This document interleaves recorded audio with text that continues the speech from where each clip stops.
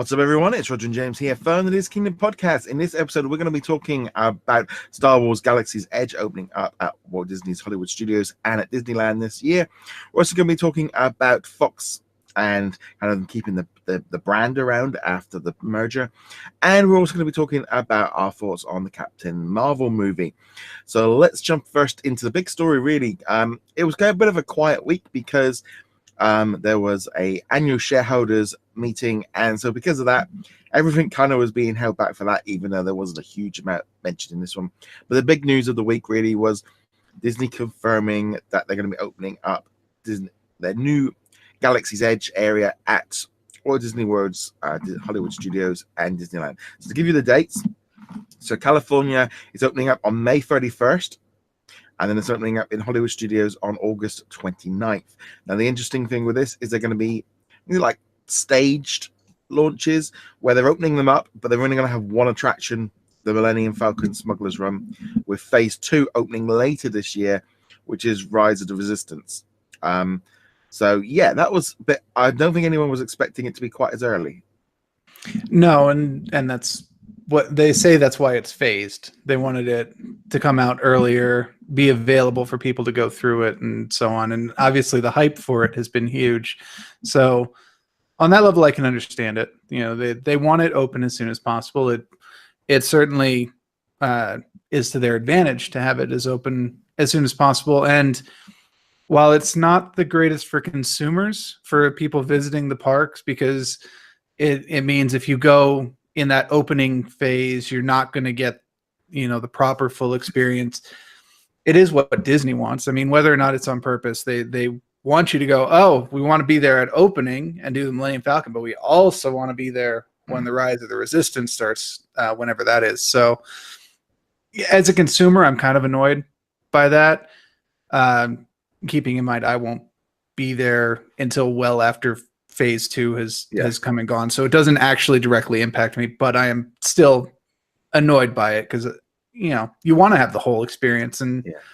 But the only counter argument to that would be, had they originally planned on opening it, say in Disneyland 2-3 months later when Rise of Resistance was ready, that means that anyone that's going in like June and July that probably wouldn't have seen it before now get to see it. I know when I was at Disneyland Paris, I missed the opening of the Ratatouille area by like a week, and I peeked through the window and you could see it was all done, but it was that last few tests and stuff, and it was like so I had to wait years before I went back to see it. But I was, you could see it through the window. So you could look at it the other way of maybe it wasn't quite going to be. It's a bonus time rather than the idea that you're missing something. I do think the way they're staging it, in some ways, will help keep spread it out, because then they'll have a second beat with Rise of the Resistance opening later this year. This whole thing of only opening a themed area with one main ride. They've done that a lot of times. Ratatouille, they built a whole area around one ride. So, and like Pandora, let's be honest, there's only one ride. The other one doesn't really count. It's 1.5 rides. No, I don't have any issue with them opening an area that's only got a single one, because especially when you're looking at the promo material, the drone shots from above the area and whatnot, the ride is only a part of this area.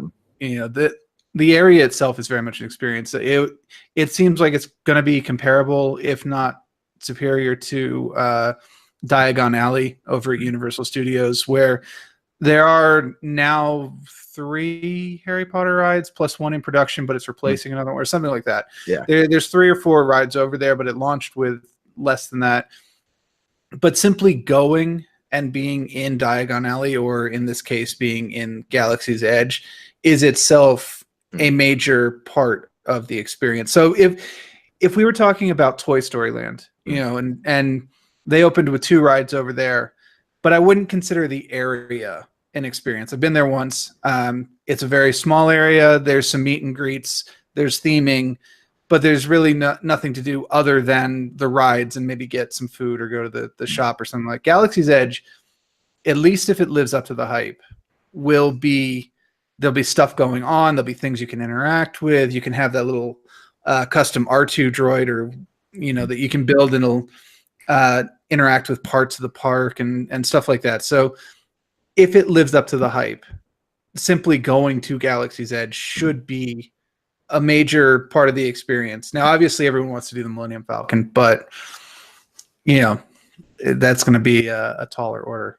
Yeah, I mean, luckily, one of my family members, they're going out in I think September, October. We were a bit iffy whether or not they were actually going to get to see it because they were, we're going to see Star Wars. And I'm going, in Walt Disney World, and they're going.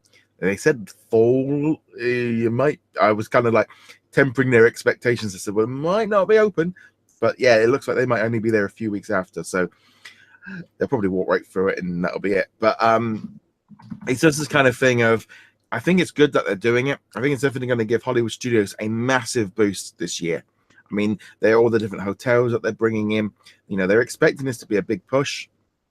It's got mainstream attention. When this announcement went out, all the big sites were covering it. I saw it on IGN, I saw it on Variety. This kind of news doesn't get on Disney Park news, doesn't get on to the big mainstream media very rare, very often. And yeah, this one hit it. Yeah, I mean, Star Wars is still big news. It might not have had as much positive press in the last, let's say, year and a half, give or take, ever since The Last Jedi, which we've talked plenty about. And while most people liked Solo, it didn't make a very big impact in terms of like people going, "Oh yeah, you did." I can't wait to see the sequel to Solo. I think most people have even forgotten that Solo came out last year. But it's still the Star Wars brand, and it's still got that name recognition. And this is a pretty big thing. This is an entire section of Hollywood studios, an entire section of Disneyland where you can be in Star Wars, where there will be resistance fighters, there will be First Order stormtroopers, there'll be characters from the extended media. There's characters that you'll know from the regular media, and it won't just be the March of the First Order that happens 17 times a day down at Hollywood Studios currently. It's still cool. The first time I saw that. I still love it, but it is the same thing over and over again. It's split between that and a Galaxy of Stories, I think it's called. They alternate them, but this should be different. It shouldn't be the same show or the same experience each time you do it. They'll obviously going to keep it fairly static, but there should be a certain amount of randomness to it once they start adding in the Rise of the Resistance stuff. Yeah, and hopefully they move that kind of thing back, and they've got I'm sure they're going to be adding to this area constantly. I especially think over at Hollywood Studios, I think that area is, because there's also, not only have you got Rise of the Resistance, there's a third ride as well in production as well. So there's going to be tiered ways of opening this one, and that's maybe not a bad thing, because in some ways they keep getting that money going. Bob Iger obviously decided that he just needed to send out the tweet saying it's nearly ready to open, rather than spending all that money on advertising. I'll be honest, I mean, I know they're going to advertise it, but you always feel like maybe advertise it, just include it in your advert, because it's not. I think it's going to be heaving there this summer. I am glad I'm not actually going to go and see it this summer. I would like to, but there's no way. I'll be in Disneyland in around Christmas time, so that's when I'll get to experience it. And I don't know how it'll be different between Disneyland and Hollywood Studios, but that'll be my introduction to it. So it's looking good. Should be lots of interesting bits coming out of there. Kind of really all the other bits and pieces that came out of that press release were very much what we'd seen before, with like the merchandise and the food and all the rest of it. So looking great. Okay, so let's move on to our next topic. Also during that annual shareholders meeting, Bob Iger was talking about the Fox deal, which is supposed to, a lot of people are talking about this week being the big week that's going to finish and finalize. There was talk last week, but as of today, on the Monday, the 11th of March, apparently the Mexican government or certain distinctions are going to be making their ruling on it, because Disney have said that they will sell Fox Sports to please them in Mexico, and what that means is they will probably get the go-ahead today, because I think it's already a pretty much done deal. They're expecting it to be done very, very soon. Even at the annual shareholders meeting, they showed off a sizzle reel of all the Fox movies. They were talking about Avatar.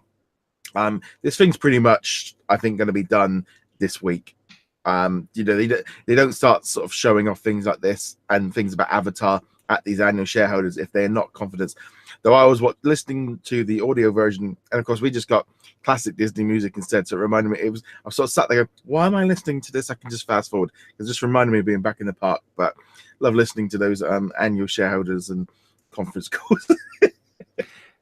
Yeah, I mean, the shareholder calls are always going to be a little bit different depending on what perspective you're coming from, because a lot of the shareholders don't pay attention to a lot of the day-to-day. Yeah. They only care profits versus expenses, net gross, etc. All the stuff that shareholders worry about. So Disney needs to include all this stuff, and then they need to remind you that it's Disney, so they include the old classic songs that you've heard 30 bajillion times, but still like. And you still sit there listening to it, going, "Why am I listening to this? I go, listen to the proper version." And then you finish listening to it anyway instead of changing. Yeah. So they did say an interesting thing. Bob Iger said that within the business, within the company, they will still have the Fox name on them, particularly on the movie side. We will continue to make movies under the Fox brand and the Fox Searchlight brand, and FX will keep its name too, which I thought was kind of interesting because I wasn't too sure what was going to happen with all of this. I wasn't sure if they want to rebrand 21st Century Fox, if they were going to just discontinue it. I didn't even know if they were going to have to create a brand new brand because they didn't want any cross-reference with Fox Sports and Fox News and the Fox. But maybe if they push the 21st Century Fox side of things, it might. But it also gives them a great way of building a brand and keeping everything within that brand. And when you see Marvel, Star Wars, rather than having Simpsons and Avatar, it kind of put everything under this brand. And I still think there's going to be some reshuffling of some of the brands like Simpsons and maybe, we know Avatar is being shifted to Disney. That's going over, and National Geographic's its own brand. But it's kind of interesting that they are keeping that Fox name. How long they're going to do that? It could be a 3-year thing, 5-year thing. In 10 years' time, it's completely gone. But yeah, I was expecting a full rebrand. And I actually wasn't. I was kind of expecting them to keep the Fox name pretty much for the reasons you mentioned. They want to keep Marvel, Star Wars, Disney as the trio of pillars, and then kind of leverage the fact that Fox is off on its own. Sure, at the bottom of the screen it'll say a Disney company or something like that, the way Universal says a Comcast company at the bottom of its screen. But yeah, leave Fox by itself, and remember that the public doesn't really pay attention to this stuff. Yeah, right now it's in the news. People are like, Disney is buying Fox. A couple of years from now, a lot of people will have forgotten that Disney owns Fox, and that lets them do things with the Fox branding that they couldn't do with Disney. We've talked about this plenty in the past. This is where they can stick a lot of the R-rated movies. This is where they can stick the artsy independent movies, stuff that just, when you look at it, you're like, that's not a Disney concept. That's so. I think it's going to be that thing of going back to the days of Touchstone. I think when they made that decision to kind of go a step away from those kind of movies and go fully into the family stuff, you almost feel like the thing of like, we are missing this big chunk of entertainment. And I think 21st Century Fox is going to be a big aspect of Hulu. I see that as going to be the big key point for pushing for that. But then I also wonder if things like Alita and The Kid That Was the King, they can still kind of use that in both ways. If there may be a bit of Disney, they can push it through their channels as well in the same way. But that 21st Century Fox logo at the beginning will just give them that edge of going, but this isn't full Disney mode. Yeah, and having that divide is useful to them. So yeah, and I fully expect them to shift some of the bits and pieces around. You got things like Alita and the Kid That Would Be King and all this kind of stuff. They can utilize that and push that through their Disney channels, and then push it out and go, there's this new family movie or something like that from them. But at the same time, I don't know. I don't know whether or not they will just ended up shifting them over to those kind of projects over to the Disney branding because it will fit better. But yeah, I think it's going to Yeah. be interesting to see. I thought it was good, the fact that, I mean, FX was the one brand I thought, well, they could keep that one because it's less like Fox in some respects. But I was wondering if they want to try and move away, but it doesn't look like it. Well, And that's not a bad thing. Yeah, and I would say even if they did rebrand the rest of Fox and kept FX, FX has become one of those channels, at least in the States, where you can swear and you can do ultra violence with like Fargo. Fargo's a great series. I think FX also had Legion over here, the X-Men TV show. And yeah, it lets them have that outlet. And yeah, there's just a lot they can do with Fox or FX or 20th Century Fox, 21st Century Fox, or all of this stuff. And I think them leaving it as its own thing, at least for a while. I'm hoping that it lasts for a while. Eventually, they're going to go to the shareholders and go, "Why do we have two different companies? Let's just shuffle everything in." Yeah. But yeah, I kind of hope that they leave Fox as Fox for quite some time. Yeah, I'm definitely up for the idea that they have a branding that they can use for putting movies and stuff under, and it's just an interesting fact. But I'm sure they're going to be reshuffling the things around, and going to be interesting how they push all of that forward. But hopefully, in the next week or so, we will get confirmation, and then it'll become a bit clearer, and then you'll see them start, because it might take months and years. They definitely seem to be shifting up the movie and the TV side. That seems to be definitely pushing up, and we talk about that quite a bit with the Disney Plus podcast. But on that note, I'm going to introduce here our discussion from the Disney Plus podcast that we did this week about our thoughts on Captain Marvel. We went to see it this past weekend. We're not going to be doing any spoilers, but I know this movie is going to be coming out to Disney Plus later this year. I am convinced that this is going to be a launch title. That's my personal feeling. I mean, it would be about the right timing. It would, if the projections of when Disney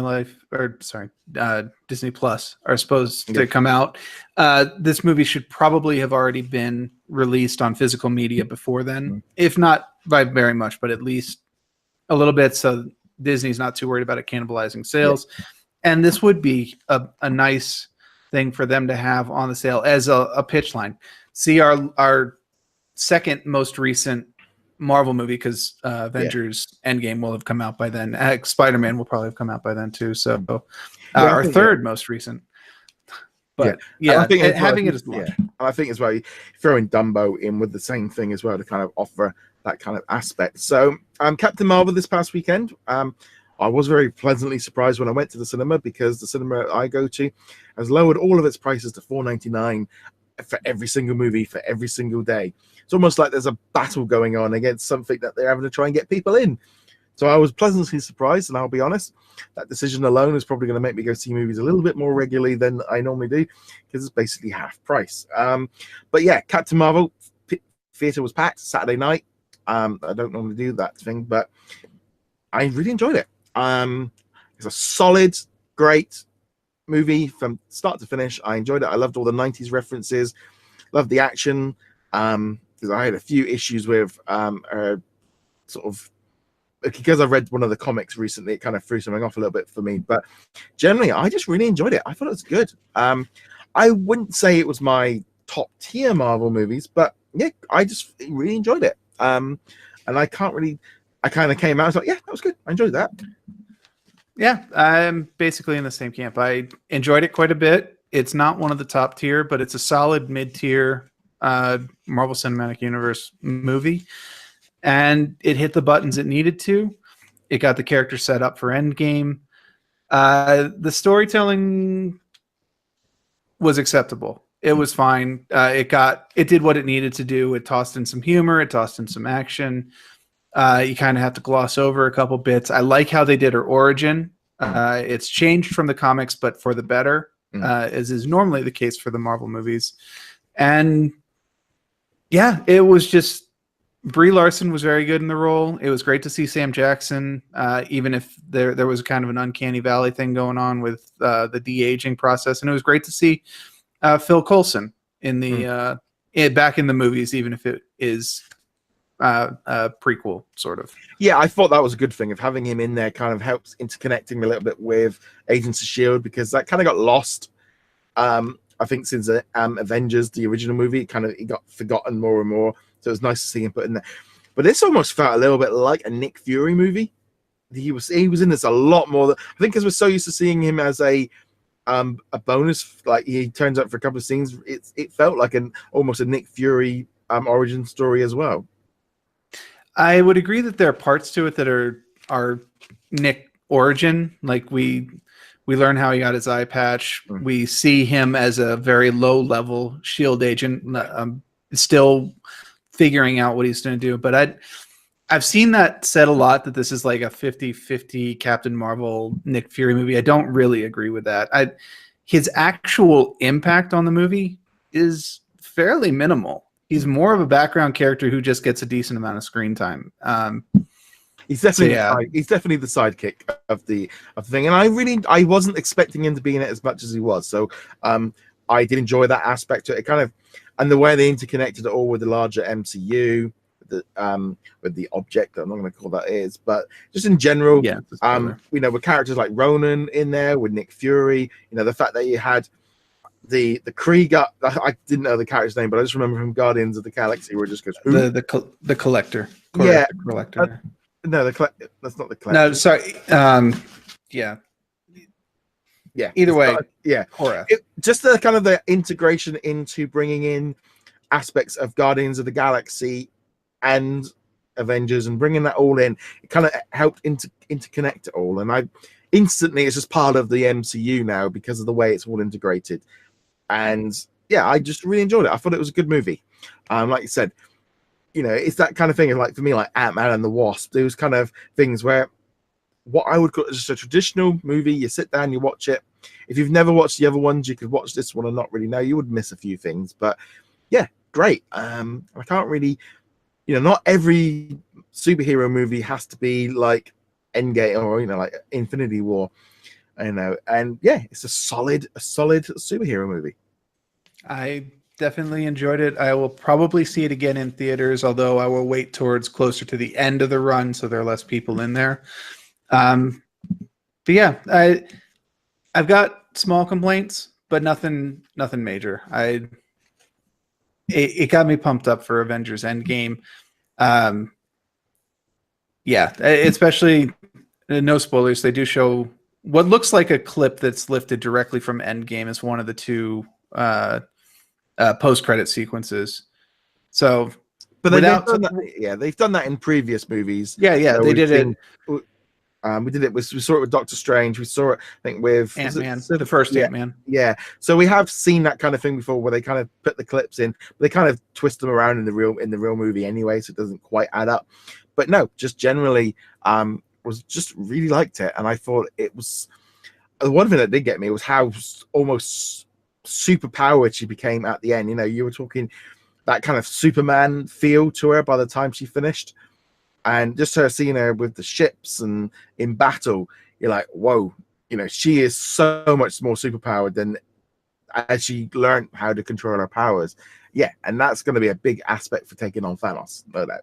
Oh, yeah. And obviously the real worry is that in Endgame, she'll be a bit of a Deus Ex Machina device where she just kind of comes in and smacks Thanos around and like, oh, well, that was easy. Marvel has very specifically said that is not the case. Yeah. But I still will have to see it to believe that that Endgame isn't just Captain Marvel beats up Thanos while everyone else goes off and hunts a MacGuffin or something like that. So yeah, it's going to be. I think as well as with having her in there and then having Endgame so close, it's definitely going to be that time where she becomes a major part. And I don't think that's a bad thing because I think the character is interesting, and also they opens them wide open for many more movies of where they left it. But yeah, just really good. So hopefully this during the shareholder meeting, the Bob Iger has said that all these movies are going to be on Disney Plus within the first year of their launch, which is a bit vague, but yeah, this is going to be a big aspect for bringing forward Disney Plus. So hopefully that will be on there very, very soon. Thank you very much for watching, guys. Make sure you go check us out over at DisKingdom.com. James, where can they find you? You can find me heroiclegacy.com. Make sure you go and subscribe on the different audio versions and the YouTube version. Also, just want to make it a quick little plug really for our Patreon. As of yet, the sort of YouTube is not really pulling in as much to cover the audio version as much as it used to. But we have got so many listeners on the audio versions compared to the video ones. They're literally like 10-to-1 ratio at the minute, if not 20-to-1. So if you are listening and would like to help chip in just to help fund the thing, literally $1 a month, that's all that would be great. You know, if we could get 10 listeners to do that in a month, then we would pretty much cover most of the costs, but it just helps. So if you are willing to do that, go check us out over at patreon.com/DisKingdom. On that note, guys, thank you very much for joining us. We'll be back soon. Later.